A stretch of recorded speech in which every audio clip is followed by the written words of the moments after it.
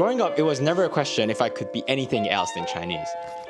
I mean, just look at me. Most people who looks at me, they will know that I'm Chinese. Or at least the white Hungarians that I grew up with in Budapest definitely knew that I wasn't fully one of them. But why is that so clear? What makes me Chinese? Is it just simply biology? Well, obviously, ethnically, I am Chinese. But I think it would be quite ignorant and maybe slightly racist to say that my whole identity is really just based on the way I look. Surely being Chinese also means so much more. What makes you associated with billions of strangers who are supposedly falling under the same category as you? And what really makes me a representative of Chinese identity? How do you know that you're the right type of Chinese, or if you're even like Chinese enough? In order to find answers to these questions, I flew to China, Hong Kong, and Taiwan. 3 different places that has deep common heritage, but due to divergent histories, they developed quite unique and distinct cultural identities, which could help me figure out my roots, what it really means to be Chinese, and if I can become Chinese enough. And well, I'm bringing you with me onto this exploration of culture, identity, and heritage, so get in the bag, bro. We're going on a fun trip.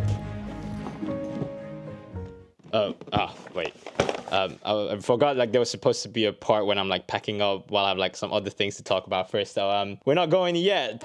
Okay, so there's like over 2 million Chinese immigrants across Europe, and I am one of them. I grew up in Budapest, Hungary, deep in Eastern Europe, raised by 2 immigrant Chinese parents, and now I'm living in London. So really the most exposure I had to Chinese culture was really from my parents or just my friends from London. Everything else that kind of defined my worldviews and also my identities was from my local environment, of the Hungarian environment, Western media, the education systems that I gone through in Europe, which I think really made me fit in well, but it always gave me a little bit of insecurity in terms of like how truly Chinese I am. My Mandarin skills are, you know, like 还行吧, but identity is kind of beyond language. It's really not just about what you say. It's about how you communicate it, how you behave, how you think, and what do you really consider as normal. And that also comes through the way you use the language as well. Culture is really the main determinant for your like Chineseness. That's why I always felt to be between 2 worlds and never claimed by either side. It's the state that like in academia, they would just call like being a third culture kid or like a marginal man. There's this like quote from Robert Ezra Park, who was like a sociologist who coined the term, which basically summarizes this like life experience. It's like a man living and sharing intimately in the cultural life and traditions of 2 distinct peoples, never quite willing to break, even if he were permitted to do so with his past and his traditions, and not quite accepted because of racial prejudice in the new society in which he now sought to find a place. So I am basically like a 香蕉人, as my parents would call me, a banana man, white in the inside, yellow out the outside.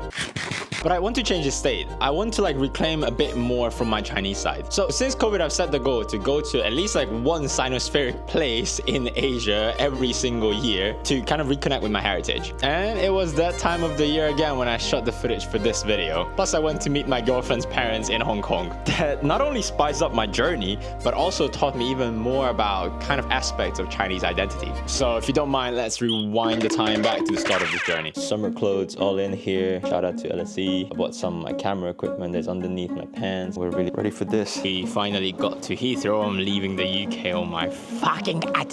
So excited. But I don't know, they were already getting into some trouble. There was a fire issue across the airport. Maybe somebody left the toaster on, you know? So we're just waiting for our flights. Hopefully it's actually gonna happen.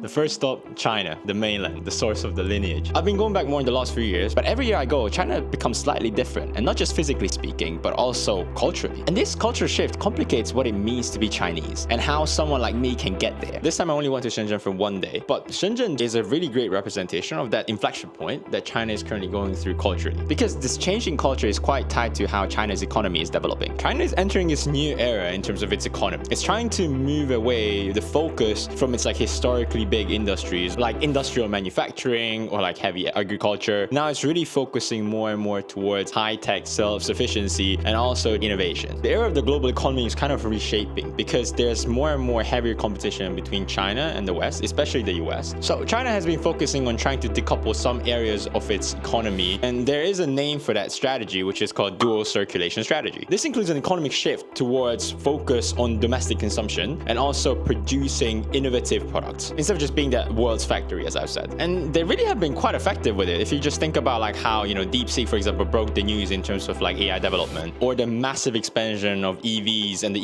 EV market within China. Like, I'd never been to a place where people use so many EVs and electric charged cars than China. Then you have to think about robotics, industrial automations, and there's just a long list of other things that China is really getting ahead of. And if you just look at this chart, you can clearly see that China is one of the key suppliers of a lot of strategic products that is needed across the world. Best examples are raw rare earth materials, which are key components in many innovative tech products, even for example the electric batteries that goes into EVs. And China is one of the biggest producers of these minerals and also one of the biggest exporters and like suppliers of such. And like, I mean, Shenzhen is one of the key hubs for these type of technological innovations. Around the city, you probably can see like a lot of exhibitions around robots, flying cars, shitloads of EVs. It's the home and the headquarters for like so many tech companies like ByteDance, Tencent. And so it's basically the Silicon Valley of China. And the city was basically a small fishing town up until the point when it became like a special economic zone. So like the market was open up for this single city and developed into this like giant innovation hub. And you can clearly tell because in terms of its history, there's literally nothing there. Everything is kind of new. Everything was built around the fact that people will start to work here and like build different kind of like tech businesses out. But a lot of cities being slightly boring, which is like very new and commercialized, is kind of like a more overarching problem, I think, across many Chinese cities. If you're interested in the urban problem that China currently has, I made a video about it. Go check it out. The creation of these huge new commercial hubs with a lot of innovation, like for example Shenzhen, is kind of one of the signs of that cultural inflection point I already mentioned. Because at the opposite of these big innovation hubs are the areas that haven't caught up just yet. These are the places where like the modern haven't fully penetrated. It's for example the area where my dad grew up. It's like a capsule of the old times. It's literally a small area that still exists in its own little bubble while everything else is developing across the city surrounding it. You can still see the old habits, the old ways of life still prevailing and kind of battling this new direction where the country is moving towards. These are the places where it's clearly reflected those type of like Chinese heritage that my parents have passed down on to me as well. The type of like Chinese traditionalism, the Confucianist values in terms of like the ethics and the principles of how to have like a good moral character, the respect for hierarchy, family orientedness, and the appreciation of like order. And these type of values and principles still prevail across both the modern and these type of old spaces as well. It's just I think the modernizing cities of like Shanghai, Beijing, these big hubs now are seeing a change with the new generations growing up. They're giving a whole different shape towards Chinese culture, which is now becoming more and more digitally native. And thanks to the firewall, China had to build out its own separate, unique internet culture that is very different from like the Instagrams and the Facebooks and like the TikToks that we watch. They all have like a Chinese alternative to them where like internal domestic culture in the digital space builds out, which kind of mixes those type of Chinese heritage that I already have with the internally domestic new generation brought modernized type of new thinking. And it's honestly a very exciting time, I think, in terms of culturally speaking, to be in China. I understand some of the old traditions and I understand some of the old values because my parents kind of reflected that to me when I was growing up. You know, like some parts of like Chinese New Year celebrations, the discipline, the respect towards family, these are all crucial elements that are core to what Chineseness kind of means to me. But the new wave of modernized China is a very different one, something in which I still feel like more as a foreigner. But I'm really trying to be better though. I try to speak as much Mandarin and more as possible, and I think it's getting better and better each time I go. I also try to immerse myself more in the local apps, use those type of communication forums with those type of friends who actually live there. Whenever I can, I also chat to locals, talk to the taxi drivers.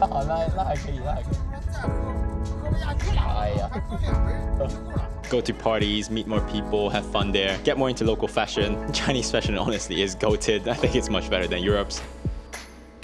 This is the fitting rooms and it's lift themed. What the hell? And the effort that I've put in to do these small little acts have really helped me make me more confident around my Chinese identity. It shows that if I try hard enough, I can reconnect to an identity that I felt it was neglected. And when I get into situations when I kind of like start to understand 80% of a comedy show in China, that really makes me feel like, maybe I can become Chinese enough. But I knew at the end of the day, in their eyes, I would never be truly Chinese enough. Because first of all, you can only catch up with how culture is evolving if you're actually living there. And every time I believe there's some kind of a big change happening, which makes me a foreigner over and over again. There's always new type of apps, understanding like a whole new digital ecosystem. These are really like built into everyday life. The way you communicate, the way you pay, the way you travel, everything is interconnected. Also with these digital spaces, language evolves as well. A lot of the slangs and the new type of like formations of words are usually super creative, but things I would not even know. And then there's the other side of me, the one who grew up in Europe, the one who has been exposed to other type of values, other type of habits, and I don't want to give that up, which makes me always constantly being in the marginal man position. Okay, so China is evolving right now and becoming much more digitally native, forming its own type of like unique culture set. But then my next destination was Hong Kong!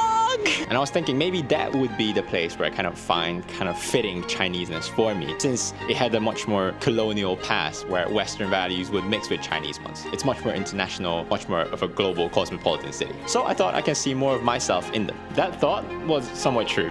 There were some things in culture felt really familiar. But before we get into that, let me give you some historical context in terms of why Hong Kong is a bit more Western. Hong Kong, the hub of the Orient, where the itinerant peoples of two hemispheres vie with each other commercially and socially, in settings that are Chinese by tradition and British by possession. The most important thing that you need to know about Hong Kong's history is that it's deeply British influenced. And that's why Hong Kong felt familiar because of my time in London. The British have taken over Hong Kong after the end of the First Opium War, around like 1841-42, from the Chinese. And they took over for a specific 99-year lease. Well, back then they really thought that if they took for 99 years, that basically means forever. So effectively, Hong Kong fell under the British crown. It became a colony. And throughout that 156 years of British rule, Hong Kong really transformed from a fishing village to one of the greatest, most well-known global hubs and cosmopolitan cities. And the rule of the British was deeply rooted. They really built out Western-style legal and educational systems here. They have like trial by jury, English language schools. They even brought over finance from London to Hong Kong, and Hong Kong basically became one of the major financial hubs in Asia, even till this day. And these kind of coexisted with the Cantonese population that was living there. Although the Cantonese Chinese and like the British populations weren't really mixing and integrating that much for like quite long. The British have also left a lasting imprint on the physical structures and the physical spaces of Hong Kong as well. You can see like Victorian architecture across the city,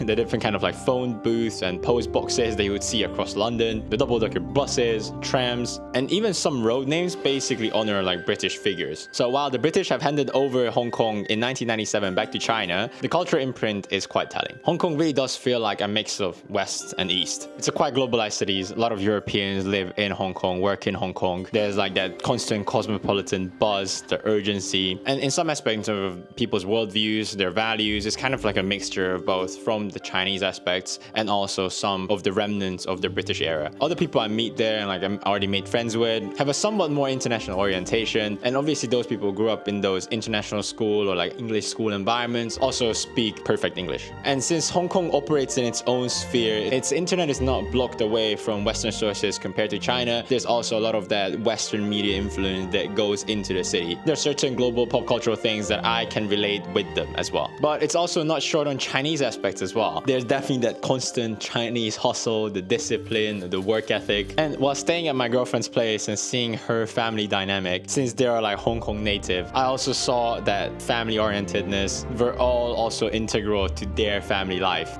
And I also even visited her grandparents. I just successfully came back from my girlfriend's grandparents. I met the whole family. I really hope they all approve now. I think I'm a particularly great husband material. And through that type of like Chinese hospitality, generosity was also kind of demonstrated to me. Traits that I think are integral to the idea of like, I guess, what is a Chinese identity. But obviously with the British colonial rule and just in divergence in history of how China and also like this patch of land of Hong Kong have evolved throughout the decades, have really shaped a very distinct Hong Kong local cultural identity, which obviously is somewhat distant to me. They don't really represent the idea in my head when I say what is Chinese. Obviously, first things first, the most clearest thing is that they all speak Cantonese.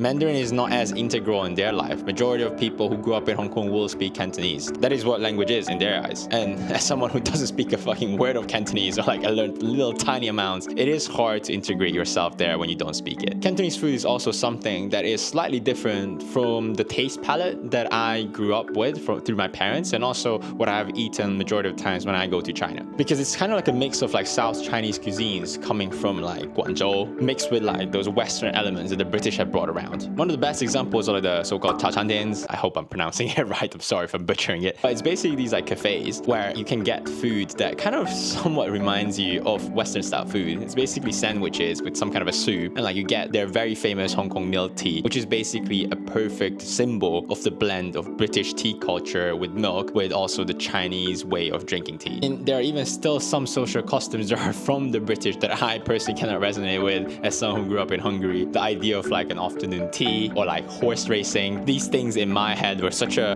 aristocratic thing to do. But in Hong Kong, it kind of became more just regular life. And honestly, that horse racing thing was fire. We put 20 Hong Kong dollars on each, which is basically £2. Oh, someone got castrated.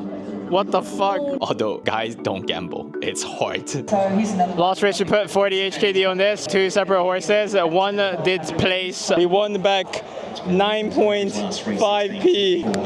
Well, no, wait, what? 9.5. 90p. Which is 90p in the UK. I think that's a win for me.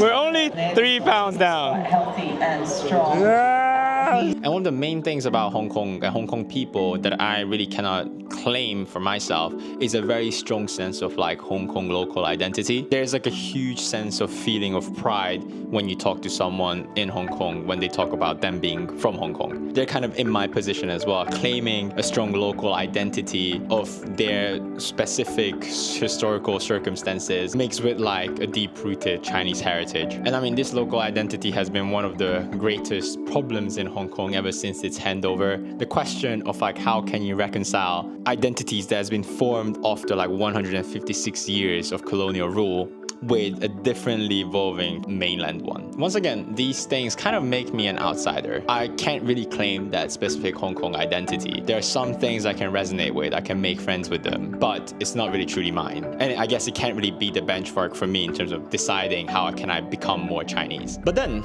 across this strait, there sits this island with also a quite unique set of culture that is rooted in Chinese heritage, but has been influenced by different kind of cultures, not through Western forces, throughout history. I went to Taipei for a few days, and you definitely feel that Chineseness being present there as well. However, it's different, it's alternative, but not in a Western influenced way how it's in Hong Kong. It's much more like a weirdly Asian influenced one. It's like as if you created an alternative history for mainland China. And well, that makes sense because Taiwan really had an alternative history. Because, I mean, it's Mandarin speaking. I was able to get around, I understood most of the things. Food tastes right as well. The palate, the way how it tastes, the food that I've got was so good. And some of the taste profile of the foods really reminded me of home or just like those type of Chinese food that I would even eat on the mainland. But the rest kind of feels not that familiar. Why does my guy have a literal pig on him? Because history did take a very different direction here. There was 50 years of Japanese rule, which have heavily influenced in terms of how the city looks like and also the local culture. And alongside that, there was a huge Chinese civil war, which then changed in terms of political culture and also the societal imagination of what an ideal society kind of looks like. So Taiwan was also an area which was lost because of a war. It got ceded to the Japanese after the first Sino-Japanese War. In 1895, China formally gave up sovereignty over the island and Japanese imperial rule started. Throughout the 50 years of Japanese rule, a lot of modernization processes happened. Typical colonial shit. You know, railroads were built, schools were made, public health systems were built, and the Japanese have also imported a lot of its own culture, which is clearly reflected in a hot spring, the so-called onsen traditions that was brought over by the Japanese to Taiwan. I went to one as well, in the most famous area in Taipei called Beitou, where all these hot springs are. That shit was relaxing, not gonna lie. Following the Second World War, in 1945, Japan had to give Taiwan back back to China, to the then ruling Kuomintang party, and they took administrative control over the island. But tensions really rose quickly because as soon as the Kuomintang hit the island, they started to impose Mandarin-only policies, which was very discriminatory to the people who've been living under Japanese rule and mostly had either only Japanese knowledge or they were speaking Mandarin with a heavy Japanese accent. So there was a lot of discrimination against them. The Kuomintang also monopolized a lot of resources across Taiwan, and apparently they were quite corrupt as well. This started to prompt a widespread disillusionment across the people of Taiwan. And in 1947's February happened the 228 incident, where a cigarette vendor got beaten up, which led to someone's death, which then led to island-wide protests because that was the last straw before tensions broke out. The Kuomintang military had to brutally crack down on all their protesters, and it started a decade long of the so-called White Terror era of just martial law being imposed on the island. Also later in 1949, Kuomintang has also lost against the communists on the mainland, so had to flee to Taiwan, and to reinforce their power, they obviously kept the martial law for long and long decades. Since then, the 228 incident is also a public holiday. There's a lot of peace memorials around it, and I even been to the museum that talks about the history of the terror era. And this common trauma of going through the Kuomintang's authoritarian rule, having to witness that civil war between the communists and the Kuomintang, and also the previously happening 50 years of Japanese colonial rule, have all shaped Taiwan's history in a different direction that created a very unique set of social consciousness and also local culture that kind of defines who are those people from Taiwan and who are those people who are not from Taiwan. It's basically a social level of trauma bonding. And also nowadays, with the island's questioned and contested political state, there's definitely another element of like an existential and like identity crisis that definitely I personally cannot fully comprehend. It's really a place where you look at it from the far, enjoying like the tea, cocktail bars, and like the food scene, the night markets. This shit is actually pretty good. Ice cream, coriander, peanut. Never thought, but pretty good. You feel that it's quite familiar. There's certain elements that you can recognize and feel that, wow, this fully resonates with me. This is something that I can pull out from my own personal experience as well. But then the closer you look, it becomes very, very different. So it really seems like there's no one Chineseness. There is a common root that splinters across various directions based from one deep heritage. And there's a complex relationship for everyone coming from this heritage in terms of what are the parts that you claim and what are the things that you kind of further develop away. We're all kind of the same, but still very different at the same time. And not just within Hong Kong and Taiwan, but also even within the mainland itself. Every single region has its own little unique little bubble of type of culture, behaviors, little type of identity. Like the area where my parents grew up certainly has a very different vibe than compared to how it is in Shenzhen. And even when I grew up, whenever my parents talked about China, obviously it was always reminiscing back to these specific areas that they lived in. They even have their own local dialect, which they use even at home.